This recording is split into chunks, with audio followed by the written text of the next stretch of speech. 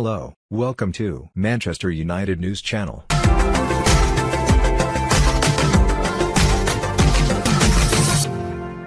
Manchester United decided against signing Bruno Fernandes last summer because Ole Gunnar Solskjaer refused to go for any other players than his top two transfer targets, reports claim.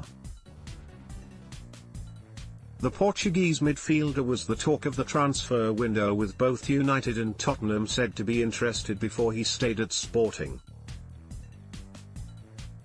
According to the Evening Standard, Solskjaer made it clear in the summer that he would not settle for less than what he'd asked for in terms of transfers. In central midfield, he told the board that Sean Longstaff was his primary target.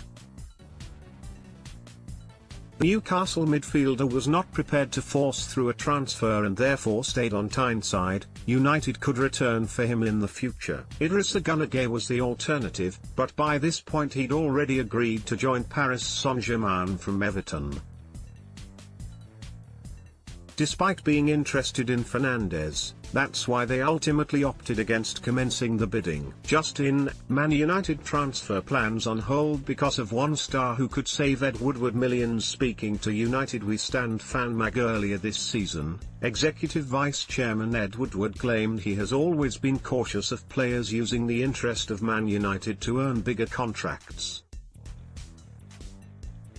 He said, "It hit a peak 5 seasons ago with 250 players. It was 177 2 seasons ago. It's around 200 every year. We're usually after 3 players, so we might be talking to 9 in reality. What you are referring to in the original question does happen, but it's less likely to happen given our closed-door approach to recruitment targets. But it does exist and we have to be wary of that, players using the club. Sometimes, the amount of time a player or his agent invests into discussions, meetings and contracts shows that there is an interest. If it was only a flippant interest, then they could go and put a fake story, then go to a club president and go say, look at who is in for me. That happens all the time as well.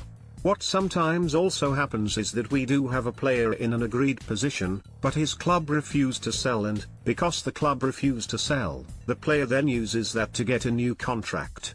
From our perspective, we have to try and see through it and make sure that the club is not being used. We don't waste time, we're more robust.